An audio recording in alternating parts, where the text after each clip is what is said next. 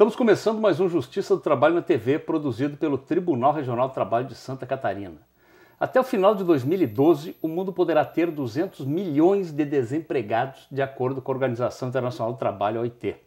Só nos últimos 4 anos, desde o início da crise financeira internacional, mais de 20 milhões de pessoas passaram por essa situação.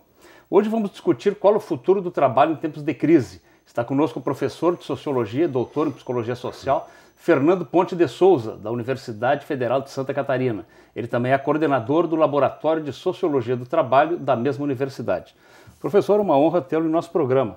Bem, vamos já começar por aí. Estamos desde 2008 numa crise financeira extremamente grave, que começou nos Estados Unidos, foi para a Europa e hoje se abate sobre todos os chamados países ricos de primeiro mundo, né? Os emergentes e o terceiro mundo estão conseguindo se escapar disso. Mas o que essa crise vem provocando no mundo do trabalho? O primeiro resultado é que o conceito de crise tem mudado. Ou seja, não se trata mais apenas de crises conjunturais, que podem ser indicadores, por exemplo, pela situação difícil de um setor econômico que é importante para um determinado país e pode afetar durante uma determinada conjuntura aquele país. Às vezes uma mudança cambial brusca para um país prejudica as relações comerciais com outro. Isso já ocorreu entre Brasil e Argentina. Então essas crises que afetam, que são setorizadas, podem ser conjunturais e, portanto, provoca desempregos conjunturais, etc., né? Os indicadores divulgados a partir desse século indicam que esta crise já tem um caráter permanente, ou seja, não se trata apenas de uma crise conjuntural. Elas são ciclos de aprofundamento de uma crise que vem se prolongando pelo menos dos anos 70. O modelo econômico está em crise? Pelo menos dos anos 70 para cá, que tem se aprofundado esses dados. Então não temos encontrado indicadores que mostrem uma reversão desse processo de degradação do mundo do trabalho a partir dos anos 70. Nos anos 70, parte da sociologia do trabalho, nesses países que você citou, já apresentava essa preocupação. Ralph Dahrendorf, que é um alemão muito situado, muito lido no Brasil, ele já dizia em meados dos anos 70, nas suas pesquisas sobre a Alemanha e outros países europeus, de como os governos, mesmo os governos social-democratas, que garantiam o bem-estar, estados de bem-estar social para as pessoas, não podiam mais prometer empregos para todos, porque a sociedade não comportava mais gerar empregos para todos. E aí apresentava algumas alternativas que foram discutidas no Brasil posteriormente, como houve bolsas, né? A onda neoliberal veio justamente isso foi agravado, evidentemente, no caso brasileiro, a partir dos anos 90, né? Que não foi só a abertura comercial, mas também a desregulamentação financeira, né?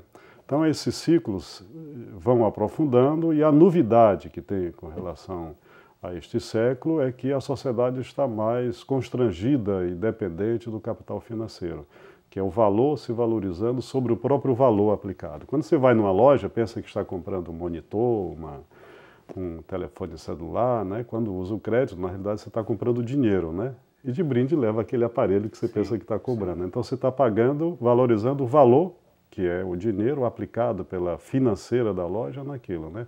E é isso que mais, digamos, constrangiu a sociedade. Todo o aparato, né, da sociedade, de alguma forma, está chantageada pela situação financeira. Então, o mercado imobiliário foi o mais sensível a isso, porque são os créditos a longo prazo, entre todos eles, né? Além do empresariado, né?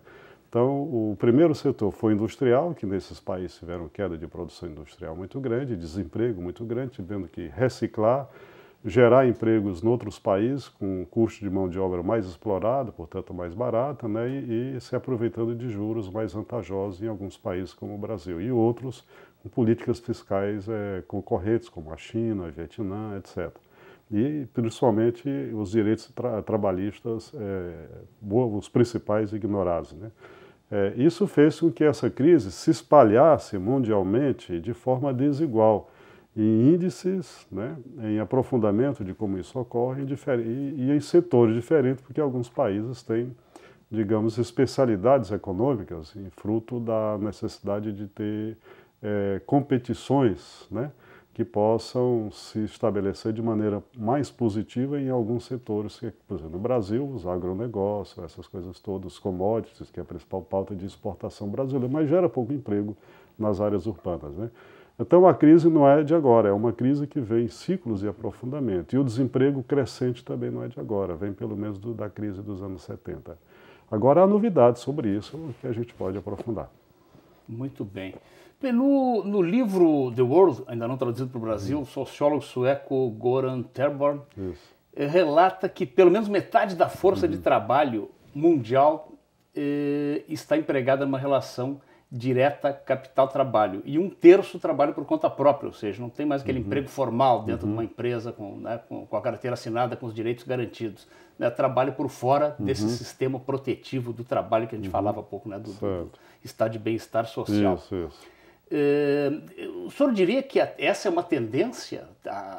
Estamos caminhando para o fim do trabalho formal, daquele trabalho protegido? Teríamos que partir para um novo modelo de proteção do trabalho? Não, acho que não. Considero a sua pergunta muito pertinente, mas ensejo aqui uma outra tendência, né? De fato, confirma-se que, tendencialmente falando, há um crescimento, há uma diminuição do trabalho formal em vários países em função da crise e das políticas neoliberais, que é tirar o mundo do trabalho do terreno dos direitos e deslocá-lo para o terreno dos negócios, ou seja, a relação contratante e contratado, né? No limite, no futuro, extinguir a justiça do trabalho como mediação entre essas partes. Né? Ou mudar a natureza da justiça do trabalho, que depois podemos conversar sobre isso, que já houve mudanças no Brasil. Mas o indicador que esse estudioso apresenta poderia ser novidade na Europa, mas não era novidade no Brasil. Né? Antes das políticas neoliberais no Brasil, que aprofundaram, o emprego formal no Brasil não chegava aos 50%. Né? Nos governos civis dos últimos 8 anos e mais o governo atual, de fato, mantendo uma taxa de crescimento do Brasil, permitiu um maior ingresso da força de trabalho no mercado de trabalho, o que, por consequência, permitiu também um aumento dos trabalhadores formalizados, ou seja, regidos, né, formalmente na carteira do trabalho, protegidos pela CLT. Então, no caso brasileiro, né, que cresceu mais do que esses países que entraram em crise, a tendência foi relativamente inversa, ou seja, aumentou o número de trabalhadores formalizados e nos outros países aumentou o número de trabalhadores informais. Então, essa tendência também, como na pergunta anterior, ela se distribui de forma desigual.